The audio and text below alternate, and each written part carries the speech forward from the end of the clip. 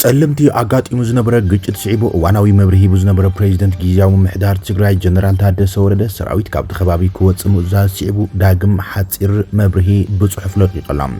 ሰራዊት ካብቲ ኣትይዎ ጸንሐ መሬቱ ጸለምቲ ክወጽእ ምግባር ተቃውሞታትን ነቐፈይታትን ኣብ ልዕሊ ፕሬዝደንት ታደሰ እናዓበይ ዝኸይድ ዘሎ ኮይኑ ዘላቒ መፍትሒ ሰላማውን ፖለቲካውን ብዝኾነ ኣገባብ ተመዛበልትን ግዛታዊ ሓድነትን ትግራይ ናብ ዝነበሮ ክምለስ ምግባር ክብል ይገሊጹ ዘሎ እዚ ከምዚሉን ኮሎ ድማ ጀነራል ታደሰ ወረደም ኣብ ልዕሊ ሰራዊት ምክልኻል ጸቕጢ ብምፍጣር ግዛታዊ ሓድነትን ተመዛበልትን ናይ ምምላስ መንቅስቃሲና ጌርና ዝበሎም ካብ ነበር ሚኒስተር ምክልኻል ኢትዮጵያ ገዲም ተጋዳላይ ህወሓት ስየ አብርሃም ገብረ መልሲ ተዋሂቦሎም ተጋዳላይ ስየ ኣብ እዋናዊ ኩነታት መሰረት ብምግባር ኣብ ዝሃቦ ትንታነም ብዛዕባ ጽምዶ ከምኡን ብዛዕባቲ ሎምቕነ ዘጋጥመ ግጭትን ኣብ ትግራይ ዝተፈጠረ ሓይልን መሰረት ብምግባር ዝርዝር መብርሂ በሎ ከነካፍለኩም ኢና ኣብ ልዕሊ ነፈርቲ መንገዲ ኣየር ኢትዮጵያ ከቢድ ወተሃደራዊ መጥቃዕቲ ተፈጺሙ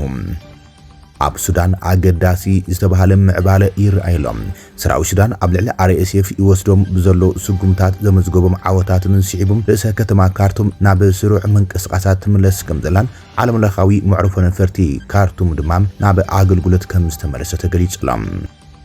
ኣሜሪካ መጥቃዕቲ እንተፈጺማ ዞባዊ ኩናት ክነበግስ ኢና ክብል ላዕለዋይ መራሒ ኢራን ኣያቶላ ዓሊ ኻማኒ ኣጠንቂቖሎም ኣብ ዞባ ማእኸላይ ምብራቕ ብቐንዱ ኣብ መንጎ ኣሜሪካን ኢራንን ተፈጢሩ ዘሎ ከቢድ ወጥሪ ስዒቦም ዓለምለኻዊ ግጭት ክብገስ ከም ዝኽእል እናተገለጸ ብዛዕባ እዚኦም ብዝርዝር ክንነግረኩም ኢና ሰላምታና ኣብ ዘለኹም ይብዛሕኩም ክቡራትን ፍትዋትን ተኸታተልቲ ዜናታት ትግራይ ሆራይዘን ንሰዓ ዝበልና ሓደሽትን እዋናዊ ምዕባለታትን ብቐንዲ ነጥብታት ኣላይናኩም ኣለና ብዝርዝር ክንቅርቦም ኢና ሰብስክራይብ ላይክ ሼር እንዳገበርኩም ዜናታትና ክሳብ መወዳእታ ተከታተሉ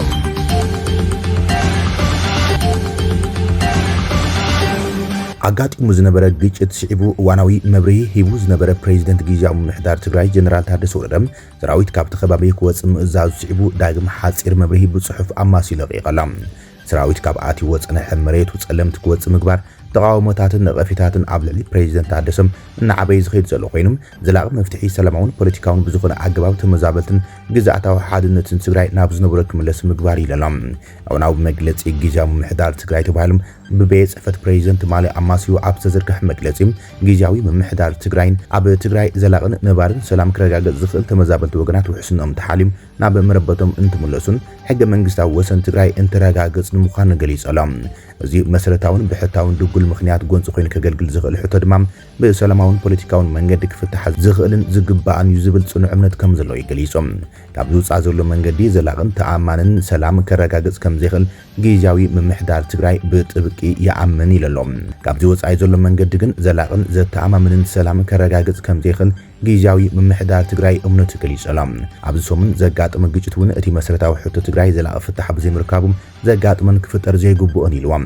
ጊዜያዊ ምምሕዳር ትግራይ ሕዝውን ብመሰረት ስምምዕነት ፕሪቶሪያ ዘላቕን ዘተኣማምንን ሰላም ክረጋገጽን ዘላቒ ፍታሕ ክውንን ንምግባርን ዘለዎ ቁርጸኝነት ከም ዘረጋገጸም ኣብ ሰሙን ዘጋጥመ ግጭት ምኽንያት ጠጠው ዝበሉ በረራታት መንገዲ ኢትዮጵያ ድማ ክጅምሩ ጸዊዖሎም ህዝቢ ስርዓት ፋይናንስ ኣሚኑ ዝዓቆረ ገንዘብ ኣብ ባንክታት ብዘሎ ሕጽረት ካሽ ምኽንያት ኣብ ህዝቢ ተፈጢሩ ዘሎ ሽግር ክፍታሕም ወርሒ ክሳገር ጽገም ሰራሕተኛ መንግስቲ መደበኛ ደሞዙ ብእዋኑ ዝረኽበሉ ኩነታት ክመቻቸውን ንፌደራል መንግስቲ ሓቲቶም እወንታዊ ምላሽ ይጽበቅ ከም ዘሎ ይገሊጹ ዘሎም ጊዜያዊ ምምሕዳር ትግራይ ንጉዳይ ምምላስ ተመዛበልትን ሕገ መንግስታዊ ወሰናትን ትግራይን ነባሪ ሰላምን ክፍጠርን ብሰላማዊ ፖለቲካዊ ኣገባብ ኣጠናኺሩ ንምቅላስ ግቡእ ክዋጻእ ከም ዝኽእል ደጊሙ ረጋጊጾም ፕሬዝደንት ታደሰ ወረደ ኣብቲ ቅድሚ ክልተ መዓልታት ዝሃቦ መብርሂ እቲ ብወገን ጸለምቲ ኣጋጢሙ ዝነበረ ግጭት ወተሃደራዊ ጸቕጢ ቢልካ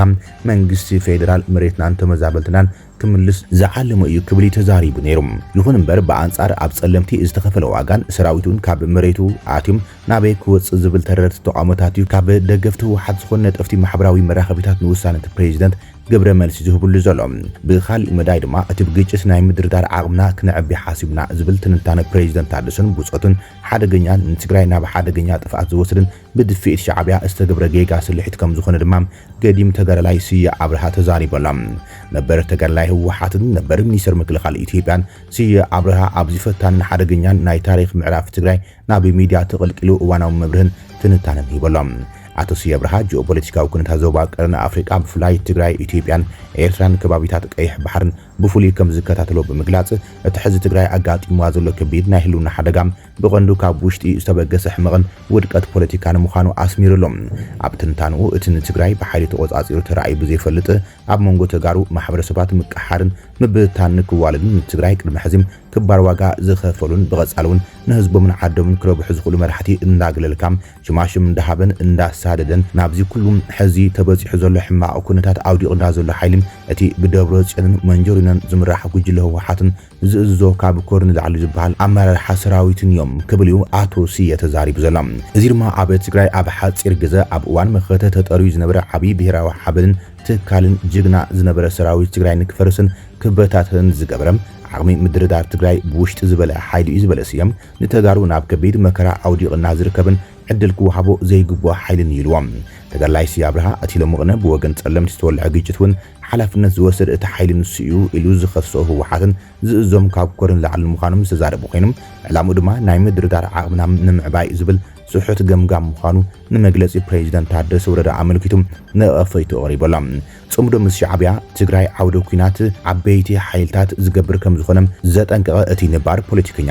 ዋና ተዋሳኢ ናይቲ ጽምዶ ኢሳያስ ከም ዝኾነን መራሕቲ ጉጅለ ህወሓትን ደገፍቲ ካብ ኮርን ልላዕልን ዝገብርዎ ዘለዉ ኩሎም እቲ ኣብ መኸተ ዘጋጠሙ ውድቀት መሪሕነትን ዝበፅሐ ኪሳራን ብህዝቢ ትግራይ ንመኸተ ተባሂሉ ዝተዋፅአ ሃፍትን ዝምልከቱም ተሓተቲ ከይኾኑ ህድማ እዩ ናብቲ ናይ ኢሳያስ ጽምዶ ኣትዮም ዘለዉ ኢልዎም ኣሎ ስዮም ስምምዕነት ፕሪቶሪያ እዩ ናይ ተጋሩ ናይ ምድርዳር ዓቕሚ ንዓለም ዘርኣየ ብድሕሪኡ ምስቲ ምፈራርም እንትኻ ዝኾነ መንግስቲ ፌደራል ተዘራሪብካን ተላዚብካን ጸገማትን ህጹጻት ጉዳያትን ህዝቢ ትግራይ ንምፍታሕ እናተገበአ ምስ ሻዕብያ ጽምዶልካ ኣንጻር እቲ ህዝቢ ትግራይ ብኽባር መስዋዕቱ ዘረጋገጾ ስምምዕነት ሰላምን ቀየልቲ ነጥብታትን ስምምዕነትን ዝተሰለፉ በዓል ህወሓት ምዃን ነዞም ኩሎም ዝረኣዩ ዘለዉ ሓደጋታት ብቐዳምነት እቲ ጉጅለ ንስዮም ተሓታቲ ክብል ተጋዳላይ ስዬ አብርሃም ኣብቲ ምስ ኣኽሱማውያን ዝተባህለት ሚድያ ዝገበሮም ሰፊሕ ጻንሒት ኣመልኪቱ ሰላም ክንፈልጦ ዘለና ኢሳያስ ዋና ናይ ኩናት ነጋዳይ ኣብዚ ከባቢና ብዙሓት ውግኣት ነይሮም እዮም ብዙሓት ጠበንጃ ኣልዒሎም ንመንግስቲ ንሊበሬሽን ዝተዋግኡ ሓይልታት ተፈጢሮም እዮም محازوت إساياس قدم 4 عامات 5 عامات برز العلو محازوت إساياس على ليبانس اللو على فلسطين اللو على اليمن اللو ناين سادام منجستي ناين سوريا منجستي تناي قدم عفتي عفتو وانتي أبزم كلابات اليوم زفترون يتوكلوا وانا منا قديو ناي كريمينال تريد كريمينال ناي صوار مزوار كريمينال ناي جنزب محتام شرحتي شرح نيرو أي فاس من دسي سلطان كاوزي حلس بعد 7 عامات غيرنا زيد بهاللمعات يلا نتي بزيف أرمي زطورة زلو زقلوة زلو بزي كريمينال سينديكيت إيه تو هجدس زبهال عبي ناي illicit trade ناي crime ناي terror ناي conflict creation like how conflict Milgard Kubania corporate military services شيء تفضل لهم نبي من قوة الدراسة يديسها بخفلت ناي سوماليا وتدرات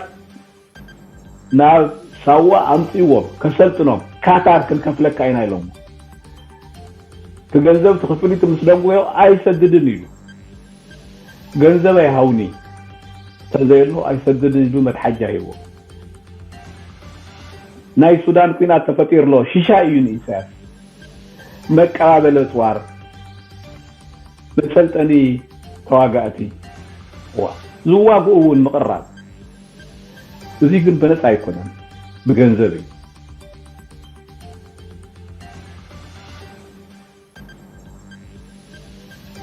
ስለዚህ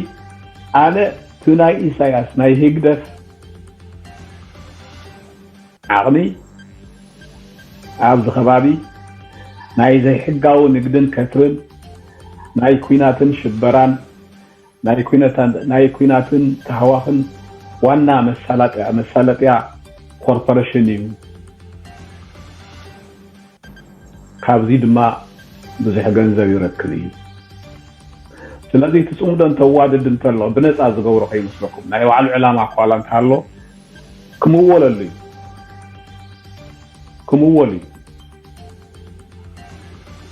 ንዝገብሮ ታዕሊም ንዘቕርቦ ጥይትን ጠበንጃን ገንዘብ ክረኽበሉ ስለዚ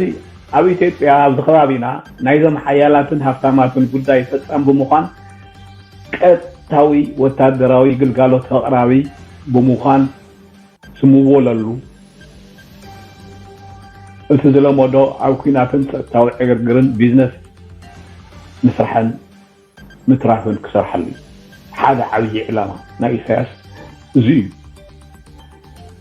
እቲ ንትግራይን ደቃን ናብ ዝኹና ዝቕስቁስ ዘሎ ናይ ትግራይ ፖለቲካዊ ጉጅለ ኸ እንታይ ረብሓ ኣሎ ነዚ ተግባር እዚ ክፍፅም ዝደፍኦ ምኽንያት እንታይ እዩ ኣለዎ እዩ ምኽንያት እሱ እቲ ምኽንያት ግን ናይ ትግራይን ህዝባን ዘይኮነ ናይ ባዕሉ ምኽንያታትን ዕላማታትን ዘለዎ ዝጉጅለ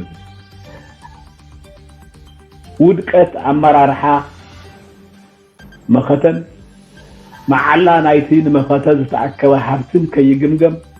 ተሓታትነት ከይመፅእ እምቢ ዝበለ ናይ ሌብነት ጉጅለ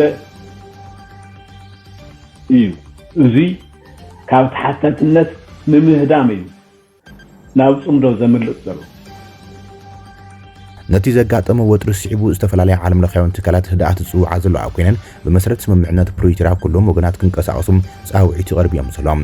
ናግም ዘጋጠመ ግጭት ስዒቡ ናብ ትግራይ ዝግበሩ ዝነበሩ በራታት መንገዲ ኣሪ ኢትዮጵያ ካብ ዝቃርጹ 5 መዓልታት መሊእዎሎም ኣብ ትግራይ ዳርጋ ካብ ባንክታት ካሽ ወይ ድማ ገንዘብ ምውጻም ዘይከኣልሉ ኩነታት ተበፂሑ ዘሎ ቀዳማይ ሚኒስትር ኣብይ ኣሕመድ ድማ ጽባሕ ሰሉስ ናብ ፓርላማ ቀሪቦም ኣብ እዋናዊ ኩነታት ወሳኒ መብርህ ክብሪ ተባሂሎም መደብ ተታሒዘሎም ውሓት ነቲ ብሕብረት ኣፍሪቃ ዝቐረበ ጻውዒት ብሓጎስ ተቐበለው ኮይኖም ቀጻሊ እንታይ ክፍጠር ዝብል ተጽቢት ድማ ተጽቢት ብዙሓት ኮይነሎም ኣብ ልዕሊ ነፈርቲ መንገዲ ኣሪ ኢትዮጵያ ከቢድ ወተሃደራዊ መጥቃዕቲ ከም ዝወረደ ተሰሚዖም ዝሓለፈ ሐሙስ ኣብ ህግራዊ መዕርፎ ነፈርቲ ዲዮሪ ሃማኒን ኣብ ርእሰ ከተማ ኒያሚ ኣብ ዝርከብ መዓስከር ኣየርን ዝተዋደደ ግብረ ሽበራዊ መጥቃዕቲ ስዒቦም ክልተ ነፈርቲ መንገዲ ኣሪ ኢትዮጵያ ተወቂዐን ወተሃደራዊ ሓላፊ ኒጀር ጀነራል ዓብድራሕማን ቲያኒ ነቲ መጥቃዕቲ ንፈረንሳይን ጎረባብቲ ሃገራትን ወቒሶሎም እቶም ዕጡቃት መቃጸሊ መሳርሒታት ደርብዮም ኣብቲ መዕርፎ ነፈርቲ ተኩሲ ብምኽፋት ካብ መንገዲ ኣየር ኣስኪ ብሊዝ ዝንቀሳቐሳ ክልተ ነፈርቲ መንገዲ ኣየር ኢትዮጵያ ቦይንግ ኣጥቂዖም እዮም ብመሰረት ፍላይት ራዳር 24 እታ ቀዳመይቲ ነፋሪት 3 ዓመት ዝገበረት ቦይንግ 737 ማክስ 8 ዝበሃለት ኢቲቢቢ ዝብል ምዝገባ ዘለዋ ነፋሪት በቲ መጥቃዕቲ ሙሉእ ብሙሉዓን እያ እታ ካልአይቲ ቦይንግ 737 800 ምዝገባ ኮድ ኢቲም ባህ ኮይና ንሳውን ብኸቢድ ተወቂዓ እያ እቲ መንገዲ ኣየር ኣብ እዋን እቲ መጥቃዕቲ ኣብታ ነፋሪት ዝኾኑ ተጓዓዝቲ ይኹኑም ሰራሕተኛት ከም ዘይነበሩን ዝኾነ ጉድኣት ከም ዘይነበረን ረጋጊጾም ኣዛዝ ሰራዊት ሃገር ጀነራል ዓብዱላይ ቲያኒ ንሃገራዊ ቴሌቪዥን እቲ ሃገር ኣብ ዝሃቦ መግለጺ ፕሬዚደንት ፈረንሳይ ኢማኑኤል ማክሮን መራሒ ቤኒን ፓትሪስ ታሉን መራሒ አይቮሪ ኮስት አላሳን አዋታራን ፋይናንሳዊ መወልቲ ናይቲ መጥቃዕቲ ምዃኖም ይከሲሶም ኣውያቶም ያኣክል ሰሚዕና ኣለና ሕዚ ድማ ምጉሩምራም ኣንበሳና ክሰምዑ ድልዋት ክኾነሎም ክብል የጠንቂቖም ጀነራል ቲያኒ ወተሃደራት ሩስያ ነቲ መዓስከር ኣየር ኣብ ምክልኻል ንዝገብርዎ ደገፉን ኣመስጊኖም ተንተንቲ ኒጀር ማሊን ቡርኪና ፋሶን ምስ ምዕራባውያን ሃገራት ዘለውን ርክብ ኣቋሪፀን ናብ ሩስያ ብምስላፈን እቲ መጥቃዕቲ ኣብቲ ዞባ እናዓበየ ዝኸይድ ዘሎ ስክፍታት ፀጥታም ዘጉልህ ምዃኑ ይገልጾም ካብ ሱዳን ኣገዳሲ ምዕባለ ተሰሚዑ ኣሎ ሱዳን ዓለም ለኻዊ መዕርፎ ነፈርቲ ካርቱም ኣብ ውሽጢ ዳርጋ 3 ዓመታት ፈላማይ ዝተባሃለም ንግዳዊ በረራ ተቐቢለላ እግራዊ መዕርፎ ነፈርቲ ካርቱም ዝሓለፈ ሰንበት ድሕሪ ዳርጋ 3 ዓመታት ንፈለማዋን ንግዳዊ በረራ ተጓዓዝቲ ኣካይደሎም እዚ ድማ ድሕሪ ነዊሕ ምዕፃውቲ መዕርፎ ነፈርቲ ዳግማይ ንምኽፋት ናብ ርእሰ ከተማ ሱዳን ዝግበር ጉዕዞ ኣየርን ምምላስን ቁልፊ ስጉምቲ ምዃኑ ሰበስልጣን ሃገር ገሊጾም እታ ብመንገዲ ኣየር ሱዳን እትሰርሕን 160 ተጓዓዝቲ ዝፀዓነት ነፋሪት ካብ ምብራቕ ሱዳን ፖርት ሱዳን ከም ዝኣተወት ኣብቲ መዕርፎ ነፈርቲ ዳይሬክተር ስርሒታት ጸጥታም አቪዬሽን መሐመድ ጃፈር ሐሰን ንሽንዋ ገሊጾም ዋና ዳይሬክተር ኩባንያ መዕርፎ ነፈርቲ ሱዳን ሰር አልካቲም ባቢከር አልታይብ ኣብ ዝወፅኦ መግለጺ እቲ መዕርፎ ነፈርቲ ነቲ ሕዚ ዘሎ ምዕራፍ እኹል ዓቕሚ ዘለዎ ስርሑ ከም ዝጀመረን ኣብ ሓደ እዋን ክሳብ 4 ነፈርቲ ክሕዝ ከም ዝኽእልን ገሊጾም አልታይብ ወሲኹ ዳግመ ምጅማር በረራታት ውሽጢ ሃገር ቀስ በቀስ ናይ ምኽፋት ውጥን ቀዳማይ መድረኽ ምዃን ኣብዚ ምጽዋን ዘባውን እህግራውን በረራታት ክምለሱ ምፍቃድ ቴክኒካውን ምሕደራውን ምድላዋት ይካየድ ከም ዘሎ ገሊጾም እህግራዊ መዕርፎ ነፈርቲ ካርቱም ኣብ እዋን ቀጻሊ ግጭት ሱዳን ከቢድ ዕንወት ዘጋጠሙ ኮይኖም ኣብ 2023 ውግእ ኣብ ዝለዓለሉ እዋን RSF ቀዲሞም ካብ ኣብ ትሕቲ ቁጽርን ዝተወቕዑን ቦታታት ሓደ ነይሮም ዕጡቕ ሓይሊ ሱዳን ሰራዊት ኣብ ዝሓለፈ ዓመት ጉንበት ንክልል ካርቱም ሙሉ በሙሉ ድሕሪ ምቁጻሩ ስርሒታት መዕርፎ ነፈርቲ ናብ ንቡር ንምምላስ ሰብ ስልጣን እናሰርሑ ከም ጸኒሖም ገሊጾም ሕዚ እህግራዊ መዕርፎ ነፈርቲ ፖርት ሱዳን እቲ ኣንኮ ማእኸል እህግራዊ በረራታት ሃገር ኮይኑ ክቕጽል እንከሎም ካልኦት ሓያሎ ናይ ውሽጢ ሃገር መዕርፎ ነፈርቲ ድማ ብውስን መንገዲ ይሰርሓ እየን ዘለዋ ካብ መፋርቕ መያዣ 2023 ጀሚሮም ኣብ መንጎ ሰራዊትን RSFን ዝተኻየደ ወገም ኣብ ውሽጢ ሱዳን ብዓሰርታት ኣሽሓት ዝቑጸሩ ሰባት ክቐትሉ እንከሎም ሚልዮናት ድማ ኣመዛቢሉ እዮም አሜሪካ መጥቃዕትን ተፈጽማ ዞባዊ ኩናት ክነበግስ ኢና ክብል ላዕለዋይ መራሒ ኢራን አያቶላ ዓሊ ኻመኒ ኣጠንቂቖም ላዕለዋይ መራሒ ኢራን አያቶላ ዓሊ ኻመኒ አሜሪካ ኣብ ከባቢ ኢራን ሓይላ ተጠናኽር ኣብ ዘላትሉ እዋን ኣብ ልዕሊ ሃገሩ ዝግበር ዝኾነ ይኹን መጥቃዕቲ ዞባዊ ግጭት ከም ዘበግስ የጠንቂቖም አሜሪካውያን ኩናትን ተጀሚሮም ኣብዚ ሎሚ ግዜም ዞባዊ ኩናት ከም ዝኸውን ክፈልጠሎም ክብል ንማዕኸን ዜና ታሳኒም ገሊጾም ዶናልድ ትራምፕ ቀዲሙ ኢራን ኣብ ዕቱብ ዘተ ከም ዘላ ብምግላጽ ናብ ቅቡል ነገር ክበጽሕ ዘለዎ ተስፋ ክገልጽ እንከሎ ሚኒስትር ጉዳያት ወጻኢ ኢራን ዓባስ አራግቺም ንሲኤንኤን ኣብ ዝሃቦ መግለጺ ድማ ቴህራን ብዛዕባ ውዕሊ ኑክሌሳዊ መደባት ኣብ ስምምዕ ክትበጽሕ ከም ትኽእል ርእሰ ተኣማንነት ከም ዘሎ ይገሊጾም ትራምፕ ኣብቲ ኢራን ኣብ ምምዕባል ኒውክሌር ዘለዋ መደባት ከምውን ኣብ ልዕሊ ተቃዋምቲ መንግስቲ ጨፍጫፍ ብምግባራን ጣልቃ ከኣቱ ምዃኑ ይፈራሪሖም እቲ ዝሕዝን ግን ንኣሜሪካ ከም መሻርክቲ ዘተን ዝነበረና እምነት ኣጥፊና ኢና ዝብል ዓባስ አራግቺም ብመንገዲ ፈተውቲ ሃገራት ምስ ዋሽንግተን ፍረ ዘለዎ ዝርብ ንምክያድ ይማቻቸው ከም ዘሎ ግን ወሲኹ ገሊጾም ላዕለዋይ በዓል ስልጣን ጸጥታ ኢራን ዓሊ ላራጂኒ ምስ ኣሜሪካ ዘተን ምክያድ ዝግበር ዘሎ ማዕቀፍ ይስጉም ከም ዘሎ ኣቐዲሙ ገሊጹ ነይሩ እዮም አሜሪካ ከም ኣካል ኣብቲ ዞባ ተሒሎ ዘላ ወተሃደራዊ ሓይሊ ነፈርቲ እትጽዕን USS አብርሃም ሊንከን ናብ ዞባ ከም ሰረደት ማእኸላይ እዚ ኣሜሪካ ዝሓለፈ ሰሙን ኣብ ባሕሪ ዓረብ ትንቀሳቐስ ከም ዘላን ገሊጾም ትራምፕ መራኸብ ከም ዘምጽእ ቀጽሉ ይዛረብ ኣሎ ህዝቢ ኢራን ግን በዚ ነገራት እዚ ኣይክፈርሕን ይክብልም ዓሊ ኻማኒ ወሲኹ ገሊጾም ኢራን ብሰንበት ኣብቲ ኣዝዩ ኣገዳስን ቀንዲ መስመር ቀረብ ሰዓትን ዝኾነ መጻቦ ሄርሙዝ ናይ ክልተ መዓልታት ቀጥታዊ ልምምድ ሓይሊ ባሕሪ ክትጅምር ተጽቢት ይግበር ነይሮም እንተኾነ ሮይተርስ ንሓደ በዓል ስልጣን ኢራን ብምጥቃስ ሓይሊ ባሕሪ ኢራን ከምዚ ዓይነት ልምምድ ንምክያድ ዝኾነ መደብ ከም ዘይብሎም ንዝገለጸላ ጠቒሳ ኣሳት 50 ኢድ ናይቲ ኣብ ዓለም ዝሽየጥ ነዳዲ በዚ ኣብ መንጎ ኢራን ኦማን ዝርከብ ኣስታት 33 ኪሎ ሜትር ስፍሓት ዘሎ ዝጸበበ መስመር ማይ ይሓልፍ ኢራን ኣብ ዝሓለፈ እዋን ኣብ ልዕሊኣ መጥቃዕቲ እንተ ተፈጺሙ ነቲ መጻቦ ክትዓጽም ምዃና ፈራሪሓ ኣሜሪካ ኢራን ኣብቲ ጥቓ ሓይልታት ዘለዎ ከባቢታት ውሕስ ወይ ሙያዊ ዘይኮነ ነገር ከይትገብር ኣጠንቂቓ